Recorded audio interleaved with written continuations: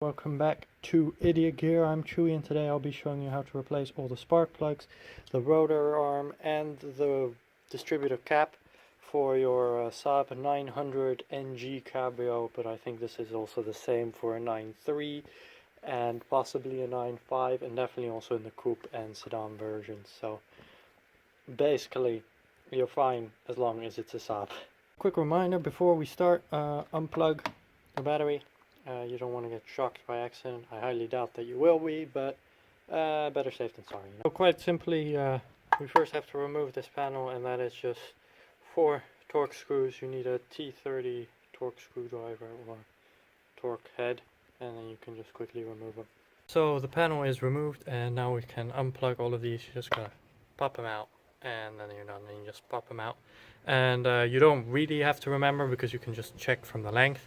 But it also says the number on here, just like 1 over here. So, 1 will go into 1 when we are all finished up again. This does not have numbers on it, so I numbered it. The top 2 are 3 and 4, and the bottom 2 are 1 and 2. And the bottom, basically just the top 2 are the highest numbers, and the bottom are the lowest numbers. And for each pair, the lowest number is closer to the engine. Just that's how you remember, and then this middle one is the actual electricity cable here. Now we have to remove this, which means we have to open these clips, but ours are a bit rusted, so we just kind of force them open with a screwdriver. Nice and easy.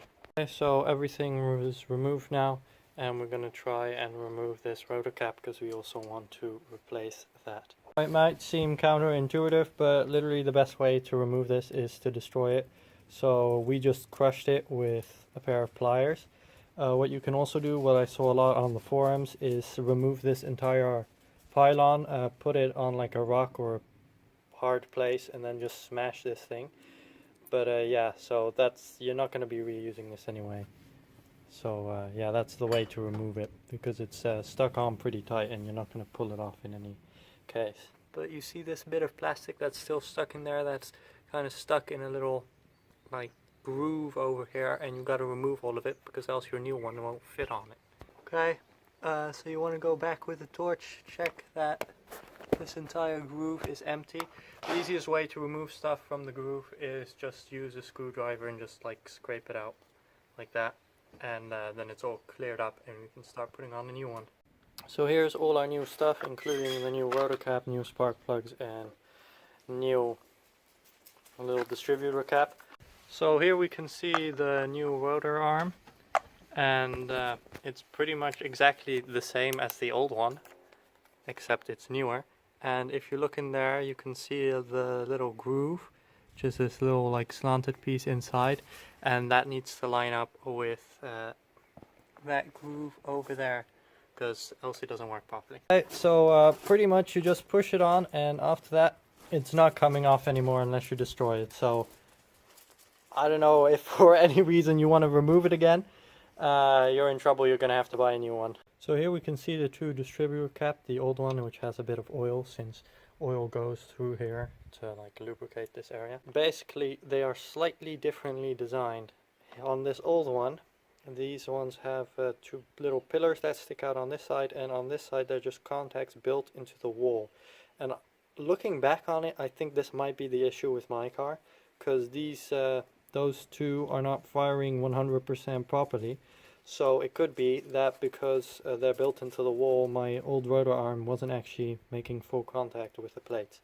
On this side, they're all pillars, so that would not be an issue.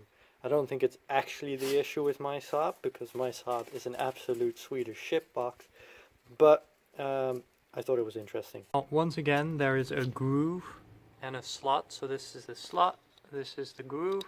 Gotta slot it in properly, and then you gotta attach this clamp, and then there's another clamp down here.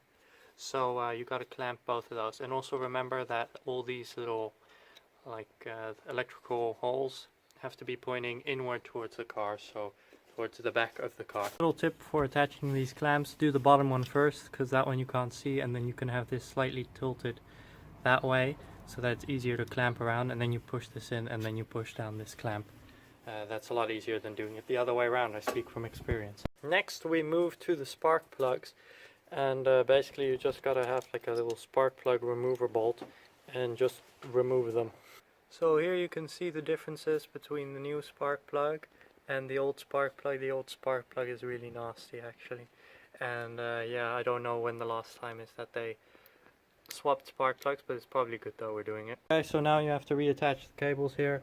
This is 4, 3, and then down here 1 and 2, with 2 up here at the far side, and then here in the middle is the one that comes from down there.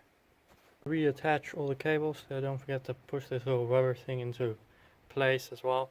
So it's quite simple. You can see the numbers are next to it, so we know 4, 3, then here's 2, and don't forget you have to give it a little bit of pressure till it clicks, and here is 1. And there we go. They're all in here. Check the rubber, and then we put the panel back on. There we go. Everything has been put back on. Little torque screws, and don't forget we have to reattach the battery. Get it all running nice again, because else we can't start the car.